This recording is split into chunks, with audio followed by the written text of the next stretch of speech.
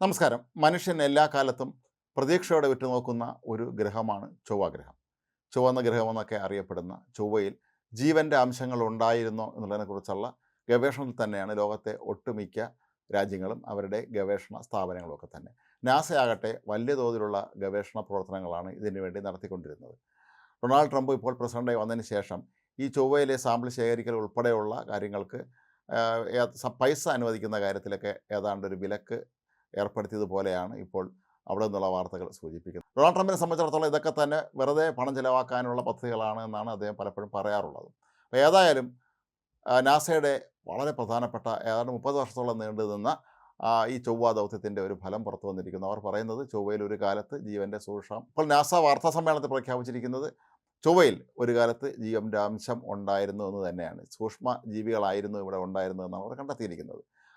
Perseverance rover എന്ന അവരുടെ ഉപഗ്രഹം, അവരുടെ ഒരു ദൗത്യവാഹനം ഇത് സംബന്ധിച്ച നിരവധി തെളിവുകൾ അവിടെ നിന്ന് ശേഖരിച്ചിട്ടുണ്ട്. ഇവിടെ കണ്ടെത്തിയ പാറക്കെട്ടുകളിലും മറ്റും കണ്ട ചില അടയാളങ്ങൾ, ഇതിനെ പുലിപ്പാടുകൾ എന്നൊക്കെയാണ് സാധാരണ വിശേഷിപ്പിക്കാറുള്ളത്. പുലിയുടെ വിരലടയാളം പോലെ കാണുന്ന ചില അടയാളങ്ങളൊക്കെ തന്നെ ഒരു കാലത്ത് ഇവിടെ ജീവൻ ഉണ്ടായിരുന്നു എന്നുള്ളതിൻ്റെ വ്യക്തമായ സൂചനയായിട്ട് തന്നെയാണ് കണക്കാക്കുന്നത്. അവിടെ നിന്ന് ലഭിച്ച എല്ലാ വസ്തുക്കളും അവർ ഇപ്പോൾ പരിശോധനയ്ക്ക് വിധേയമാക്കിക്കൊണ്ടിരിക്കുകയാണ്. ഇക്കാര്യം ഔദ്യോഗികമായി പ്രഖ്യാപിക്കുന്നതിന് മുമ്പ് വീണ്ടും ഗവേഷകരുമായി ഒരു വട്ടം കൂടി ചർച്ച നടത്തിയതിന് ശേഷമായിരിക്കും ഇത് സംബന്ധിച്ച അന്തിമ പ്രഖ്യാപനം ഉണ്ടാവുക എന്നാണ് നാസ അധികൃതർ അറിയിക്കുന്നത്. പക്ഷേ അവിടെ ജീവൻ ഒരു കാലത്ത് ഉണ്ടായിരുന്നു എന്നുള്ളതിന് വ്യക്തമായ തെളിവുകൾ തങ്ങൾക്ക് ലഭിച്ചിട്ടുണ്ട് എന്ന് തന്നെയാണ് നാസ ഇക്കാര്യത്തിൽ തറപ്പിച്ച് പറയുന്നത്. ചൊവ്വയിൽ വർഷങ്ങൾക്ക് മുമ്പ് ഒരു നദി നിലനിന്നിരുന്ന ജസറോ ഗർത്തത്തിൻ്റെ ഭാഗമായ നെരത്വോ വാലിസിലെ ചെളി പോലുള്ള പാറക്കെട്ടുകളിലാണ് ഈ പല അടയാളങ്ങളും ഇപ്പോൾ അവർ കണ്ടെത്തിയിരിക്കുന്നത്. ഭൂമിയിൽ മിക്ക ജീവജാലങ്ങളും ഉണ്ടാകുന്നതിന് മുമ്പ് തന്നെ ചൊവ്വയിൽ ജീവജാലങ്ങൾ ഉണ്ടായിരുന്നു എന്നാണ് ഇവർ വിശ്വസിക്കുന്നത്. എന്നാൽ സൂക്ഷ്മജീവികളായിരിക്കാം ഇവയെന്ന് തന്നെയാണ് കണ്ടെത്തിയിട്ടുള്ളത്. കാരണം ഒരിക്കലും അവിടെ മനുഷ്യരോ അല്ലെങ്കിൽ അത്തരത്തിലുള്ള വലിയ ജീവികളോ ഒന്നും തന്നെ ഉണ്ടായിരിക്കാനുള്ള സാധ്യത കാണുന്നില്ല. പക്ഷേ അവിടെ ജലാംശമുണ്ടായിരുന്നു എന്നുള്ളത് വളരെ നേരത്തെ തന്നെ നാസ കണ്ടെത്തിയിട്ടുള്ളൊരു കാര്യമാണ്. ഇവിടെ ഒരു നദി ഒഴുകിയിരുന്നു എന്ന് തന്നെയാണ് അവരുടെ ഗവേഷണ ഫലങ്ങളിൽ നിന്ന് നാസയ്ക്ക് മനസ്സിലാക്കാൻ കഴിയുന്നത്. അതിൻ്റെ അടയാളങ്ങളൊക്കെ വളരെ കൃത്യമായി തന്നെ തങ്ങൾക്ക് ലഭിച്ചിട്ടുണ്ടായിരുന്നു, തെളിവ് ലഭിച്ചിട്ടുണ്ടായിരുന്നു എന്ന് നേരത്തെയും വെളിപ്പെടുത്തിയിരുന്നു. ഇവരുടെ ചൊവ്വ ദൗത്യത്തിൻ്റെ പ്രധാനപ്പെട്ട ലക്ഷ്യം തന്നെ ഇനിയുള്ള കാലത്ത് മനുഷ്യന് ചൊവ്വയിലേക്ക് പോകാൻ കഴിയുമോ, നമുക്കവിടെ താമസിക്കാനുള്ള സംവിധാനം എന്താണ്, ഭൂമിയിലെ പോലെ സമശീതോഷ്ണാവസ്ഥയുള്ള ഒരു ഗ്രഹമാണ് ചൊവ്വ എന്നുള്ള നിരവധി ഗവേഷണങ്ങളാണ് അമേരിക്കയുടെ ഈ ഏജൻസിയായ നാസ നടത്തിക്കൊണ്ടിരുന്നത്. ഈ പെർസീവിയറൻസ് റോവർ എന്ന ഈ അവരുടെ ദൗത്യവാഹനം ഇവിടുത്തെ പാറകളിൽ നിന്ന് ഫോസ്ഫറസ്, ഇരുമ്പ് തുടങ്ങിയ ധാതുക്കളുടെയൊക്കെ തന്നെ അംശങ്ങൾ കണ്ടെത്തിയിട്ടുണ്ട്.